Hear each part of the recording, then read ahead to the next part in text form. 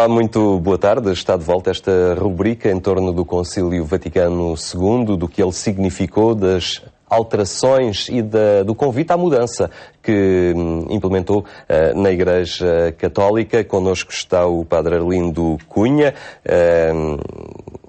professor na Faculdade de Teologia da Universidade Católica Portuguesa, no Porto, também capelão da comunidade da Serra do Pilar. Obrigado por estar uma vez mais na nossa companhia. Podemos dizer que uma das particularidades deste concílio, em contraponto com outros, porque não é o primeiro concílio na Igreja, portanto já ha havido muitos concílios anteriormente, é de colocar a Igreja a refletir sobre si própria, não propriamente para lançar anátemas ou para propriamente refletir sobre heresias do mundo, mas num primeiro ponto para a Igreja refletir, fazer uma reflexão sobre si própria, sobre a forma como comunicar a sua maior riqueza, que era Cristo, aos homens do seu tempo. Sim, tinha havido um mudar enorme, profundíssimo na Europa, sobretudo na Europa, não é? Desde a Revolução Francesa e depois com a queda, com o abrandamento do racionalismo, o romantismo, e essa mudança foi-se afirmando na Igreja, não é? Há um nome que eu aprendi já muito tarde, mas que considero que foi uma pedra de toque espantosa, foi um ovo de Colombo, Müller, não é? Que olha para a Igreja não como uma instituição, como até é, mas como uma analogia do mistério da encarnação. Assim como Jesus, natureza divina e natureza humana, a Igreja, natureza divina e natureza humana, e não só natureza humana. Ora bem, este ovo de Colombo teológico ficou escondido, esquecido. Ficou esquecido até ao fim do século XIX. Leão XIII vai recuperá-lo um pouco, mas na Igreja surgem homens e mulheres e depois movimentos que, conhecendo ou não o que Müller tinha deixado, engrossam uma vaga de fundo a partir de uma certa altura inegável, não é? E foi o movimento catequético, e o movimento bíblico, e o ecuménico, e o laical, e o movimento operário, que não era dentro da Igreja, mas teve muito a ver com a Igreja, a ação católica, a pastoral de conjunto, etc, etc, etc. Nomes. E uma pedrada no charco, no início dos anos 40, já do século XX, que foi o célebre La France, pays de mission.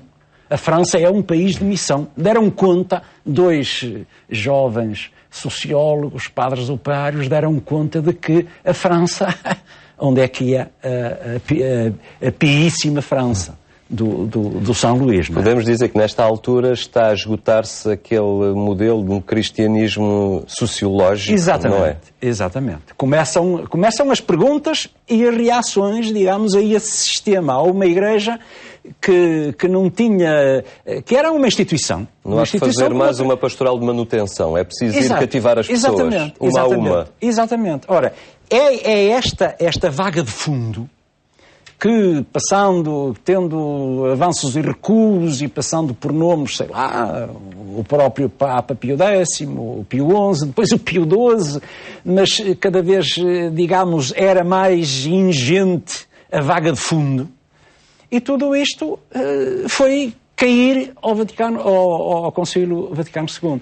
Claro que diz-se hoje, e é verdade, que foi uma surpresa absoluta a decisão do Papa João XXIII de convocar um concílio. É verdade que foi, ninguém estava à espera, mas é também verdade que o concílio não caiu do céu aos trambolhões. O concílio teve atrás de si, e desde o fim do século XVIII, através de todo o século XIX, e até a meados do século XX, com esforços e contributos muito grandes, e um deles foi o da Nova Teologia. não é? A célebre teologia entre guerras, entre a Primeira Guerra e a Segunda Guerra, há um reflorescimento teológico, com nomes como o Congar, o Daniel Hu, o Liu Bach, o Rahner, etc, etc, etc. E, portanto, tudo isto estava pronto a servir-se. O Papa João XXIII aparece como um homem simples, conhecedor do exterior da Igreja, porque ele nunca tinha sido, digamos, da Cúria Romana, conhecedor da Igreja do exterior. E do que as pessoas achavam dela. Exatamente. E ele comete o risco de decidir convocar um concílio. Foi uma surpresa, mas não caiu do céu aos trambolhões. Mas as pessoas... Podemos dizer que o mundo não estava preparado para aquele homem, para aquela proposta, levou tempo a digeri-la. Já referiu algum também desalento seu por esta vaga do concílio não ter ganho uma grandiosidade tal ou uma eficiência mais concreta na vida das comunidades, ou se ter diluído um pouco no tempo?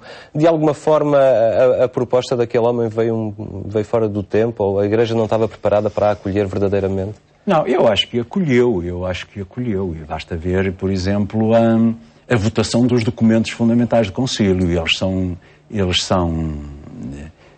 são votados pela maioria maior, não é?